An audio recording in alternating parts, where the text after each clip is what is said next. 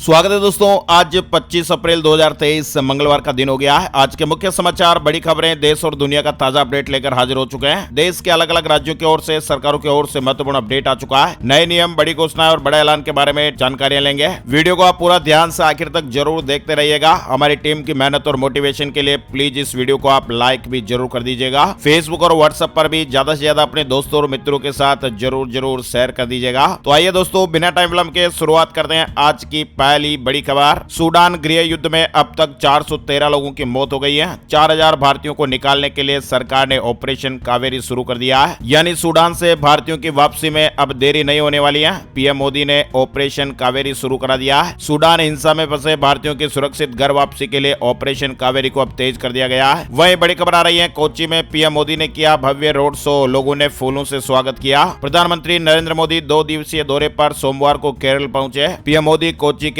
INS Garuda naval air station पर उतरे। PM Modi यहां कई कार्यक्रमों में शिरकत करेंगे। वहीं पीएम मोदी अपने दौरे के दौरान वंदे भारत ट्रेन को भी हरी झंडी दिखाएंगे। इसके अलावा पीएम मोदी सेंट्रल स्टेडियम में देश के पहले डिजिटल साइंस पार्क की आधारशिला भी रखेंगे। बड़ी खबर आ रही है, दिल्ली सरकार और MCD स्कूलों में 30 अप्रैल को ज्वाइंट मेगा PTM होने वाली है। शिक्षा मंत्री आतिशी की अपील है, पेरेंट्स जरूर आए। यानी दिल्ली में 30 अप्रैल को पहली बार दिल्ली सरकार और MCD के स्कूलों में एक साथ ज्वाइंट मेगा PTM यानी पेरेंट्स मीटिंग होने जा रही है। दिल्ली सरकार और MCD के स्कूलों में पढ़ने वाले कक्षा 3 से लेकर 8वीं तक के बच्चों के लिए मेगा PTM आयोजित होगी। शिक्षा मंत्री ने अपील की है कि इस मेगा PTM में सभी अभिभावक जरूर शामिल हों। वहीं बड़ी खबर राजधानी दिल्ली को लेकर आ रही है। CM केजरीवाल ने सख्त निर्देश दिए हैं। दिल्ली के 13 लाख श्रमिकों को ग्रुप इंश्योरेंस, फ्री बस पास, घर और हॉस्टल की सुविधा दी जाए। CM अरविंद केजरीवाल ने पंजीकृत सभी 13 लाख निर्माण श्रमिकों को ग्रुप लाइफ इंश्योरेंस, DTC बसों में फ्री यात्रा के लिए पास, रियायती घर और हॉस्टल की सुविधा मुहैया कराने के सख्त निर्देश दिए हैं। इसके अलावा श्रमिकों को टूल किट देने और उनके लिए बड़े स्तर पर स्किल डेवलपमेंट प्रोग्राम चलाने का भी निर्णय लिया गया है। श्रमिकों के लिए दिल्ली सरकार ने यह बड़ा फैसला लिया है। फ्री बस सेवा, इंश्योरेंस, बच्चों को फ्री में कोचिंग की सुविधाएं भी दी जाएगी। श्रमिकों के लिए इस तरह के महत्वपूर्ण फैसले लिए गए हैं। वहीं दिल्ली में 54 लाख से अधिक वाहनों का रजिस्ट्रेशन रद्द हो गया है। सड़कों पर 35% वाहन कम हुए।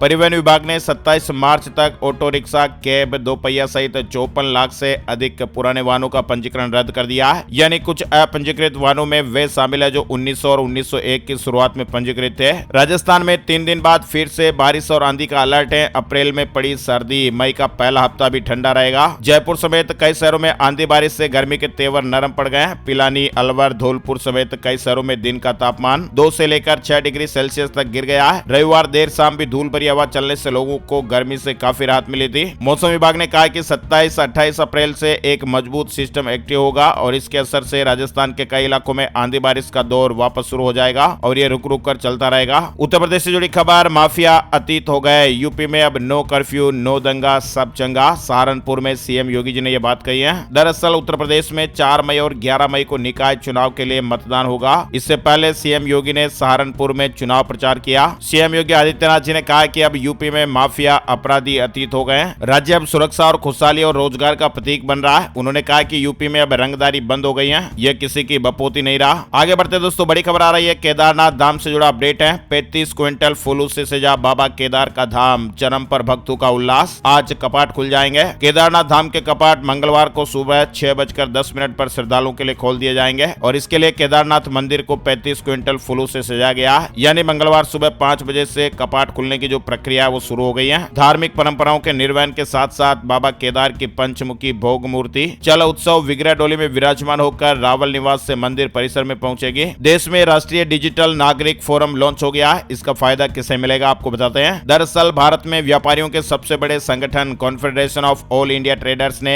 एक राष्ट्रीय डिजिटल नागरिक फोरम के निर्माण की घोषणा की है, जो कि एक ऑनलाइन प्लेटफॉर्म है और इसका उद्देश्य व्यापारियों, उपभोक्ताओं और समाज के अन्य वर्गों के अधिकारों को आगे बढ़ाना और भारत में डिजिटल अर्थव्यवस्था, व्यापार के आसपास नीतिगत संवाद को आकार देना है। साथ ही बड़ी खबर आ रही है, न्यूजीलैंड में अर्थक्वेक यानी बड़ा भूकंप आया। न्यूजीलैंड में भूकंप के जोरदार झटके महसूस हुए हैं। रिक्टर स्केल पर 7.2 तीव्रता मापी गई। वह दोस्तों अलर्ट करने वाली खबर आ रही है, पूरी दुनिया में फैल रहा है नया वायरस, इससे पहले कभी नहीं देखा गया। दरअसल इस वक्त पूरी दुनिया में एक नया वायरस फैल रहा है और असल में नए वायरसों का समूह है जिसे वैज्ञानिक माइरस वायरस बुला रहे हैं। इन वायरसों ने दुनिया के सभी समुद्रों को संक्रमित कर दिया है और माना जा रहा है कि इनसे हर्पिस नाम की बीमारी का संबंध है। यानी वैज्ञानिकों ने ऐसे वायरस खोजे हैं जो पहले कभी नहीं देखे गए। इनका नाम माइरस वायरस है। ये वायरस समुद्रों में प्लैंकटॉन्स को संक्रमित कर चुके हैं, चाहे वह आर्कटिक महासागर हो या फिर अंटार्कटिक, हर जगह ये वायरस मौजूद है। देश की सबसे बड़ी डेयरी की कहानी 250 लीटर दूध से शुरू हुआ सफर 2 करोड़ 63 लाख लीटर तक पहुंच गया है। हर दिन 150 करोड़ रुपए की कमाई। आजादी से पहले दूध बेचने वाले किसानों का शोषण आम था।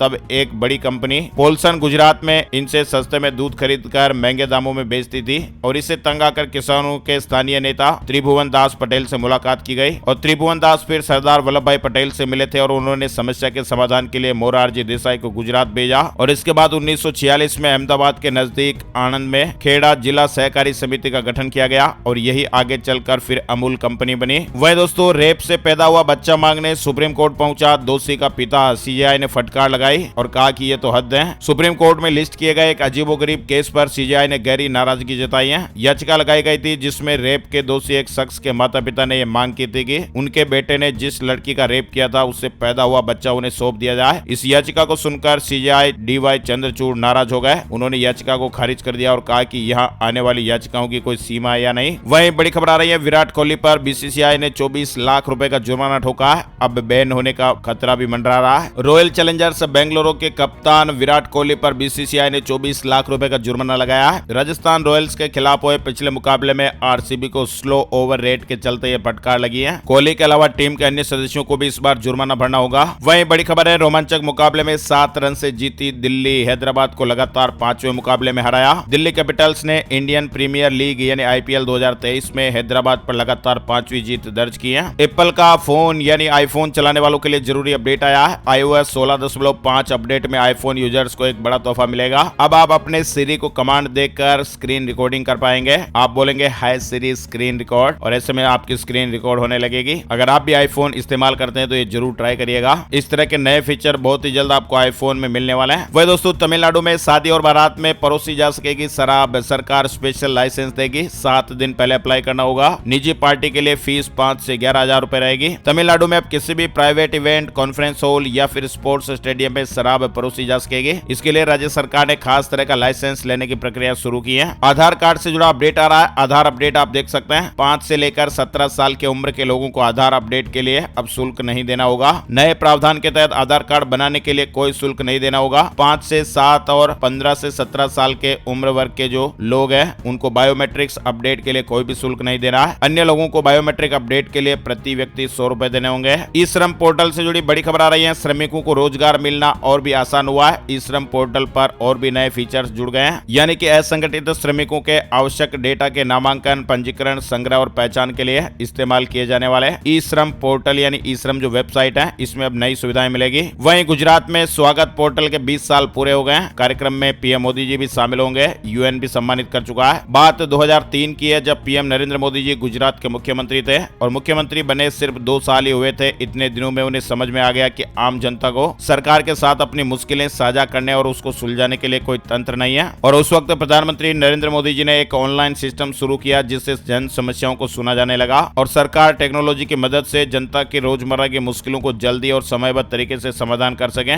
इस कार्यक्रम का नाम स्वागत रखा गया। 27 अप्रैल को स्वागत के 20 साल पूरे हो रहे हैं। पीएम मोदी खुद शाम 4 बजे इस कार्यक्रम में हिस्सा लेंगे और लोगों से संवाद भी करेंगे। वही बड़ी खबर है भारत में बीते 24 घंटे में कोरोना वायरस के 7,178 नए मामले सामने आए। 65,000 से ज्यादा एक्टिव मामले चल रहे हैं। राजधानी दिल्ली में बीते 24 घंटे में कोरोना वायरस के 689 नए मामले सामने आए। 3 लोगों की मौत हुई है। बिहार से जुड़ी अपडेट खबर। नई शिक्षक नियमावली का विरोध सीएम नीतीश कुमार जी तक पहुंच गया। बिहार राज्य विद्यालय अध्यापक नियमावली 2023 का व्यापक विरोध नियोजित शिक्षक और शिक्षक अभ्यर्थी कर रहे हैं और अब यह मामला मुख्यमंत्री नीतीश कुमार जी तक पहुंच गया है। राजस्थान से जुड़ी खबर आ रही है। सरकार का अब यूथ पर फोकस। प्रदेश में 3 जगह होंगे युवा महोत्सव। जोधपुर में 28 से होगा मारवाड़ी युवा महोत्सव मनाया जाएगा। बड़ी खबर आ रही है उत्तर प्रदेश को लेकर। यूपी बोर्ड परीक्षार्थियों के रिजल्ट का इंतजार खत्म हो गया है। UP board result 2023 out. जी हां, आज आउट हो जाएगा। यूपी बोर्ड कक्षा 10वीं और 12वीं की बोर्ड परीक्षा का रिजल्ट आज मंगलवार 25 अप्रैल को जारी हो जाएगा। इस तरह के मीडिया रिपोर्ट्स और खबरें हैं जिसमें ऐसा बताया जा रहा है कि बोर्ड ने रिजल्ट, डेट और टाइम की घोषणा कर दी है। विज्ञप्ति भी जारी हुई है जिसमें ऐसा लिखा गया है कि सूचित किया जाता है कि साल 2023 के हाई स्कूल और इंटरमीडिएट परीक्षा का परीक्षा फल यानी परिणाम दिनांक 25 अप्रैल 2023 को अपराह्न 1:30 बजे माध्यमिक शिक्षा परिषद मुख्यालय प्रयागराज से घोषित किया जाएगा। और इसके लिए वेबसाइट है upmsp.edu.in या फिर upresults.ac.in www.nic.in पर आप ये रिजल्ट देख पाएंगे। मध्य प्रदेश से जुड़ी खबर, नगर निगम की सीमा में व्यापार करना हुआ महंगा, लाइसेंस पर खर्च करने पड़ेंगे अब 50,000 रुपए। मध्य प्रदेश में नगर निगम, नगर पालिका और नगर परिषद इलाके में व्यापार करना महंगा होने जा रहा है। इसके लिए हर साल 15 से 50,000 रुपए तक खर्च करने पड़ सकते हैं। इसके अलावा वाहनों में एक जगह खड़े होकर या घूम कर व्यापार करने वालों को भी अब ट्रेड लाइसेंस फीस देनी होगी। ये शुल्क नगर निगम ट्रेड लाइसेंस के रूप में वसूल करेगा। इसके लिए सरकार की तरफ से 18 अप्रैल 2023 को गजट नोटिफिकेशन भी जारी कर दिया गया है। वहीं रांची में पहली बार सदर अस्पताल में शुरू हुआ एप्लास्टिक एनीमिया का इलाज, क्योंकि इस बीमारी की जो दवा है वो लाखों में है। झारखंड के रांची शहर के सदर अस्पताल में अब एप्लास्टिक एनीमिया का इलाज शुरू हो गया है। इस नई सुविधा में आयुष्मान मरीजों को निःशुल्क इलाज दिया जा रहा है। उत्तर प्रदेश झांसी से जुड़ी बड़ी खबर आ रही है। 5 महीने में 68 कंपनियां शुरू करेगी कारोबार, विकास के नए द्वार खुलेंगे। ग्लोबल इन्वेस्टर्स समिट में झांसी के लिए मिले निवेश के प्रस्ताव अब धरातल पर उतरने जा रहे हैं। आगामी 5 महीने के भीतर 68 कंपनियां यहां पर अपना काम शुरू करेंगी। हिमाचल प्रदेश से जुड़ी खबर, ऑनलाइन होगा दफ्तरों का कामकाज, जुलाई से ई ऑफिस प्रणाली शुरू होगी। यानी प्रदेश सरकार जुलाई से सचिवालय की सभी 109 शाखाओं, सभी 70 निदेशालयों और सभी 12 डीसी, एसपी कार्यालयों और अन्य फील्ड कार्यालयों में ई ऑफिस प्रणाली शुरू कर देगी। अडानी ग्रुप की कंपनी अडानी पोर्ट ने बॉन्ड बायबैक की शुरुआत की है। हिंडनबर्ग ने अपनी रिपोर्ट आने के बाद पहली बार अडानी ग्रुप ने यह कदम उठाया है। यानी इसके जरिए अडानी ग्रुप निवेशकों के विश्वास को कायम रखना चाहता है। अयोध्या में मौसम का मिजाज बदला हुआ दिखाई दिया। गरज चमक के साथ बारिश शुरू हुई, कई स्थानों पर ओले भी गिरे।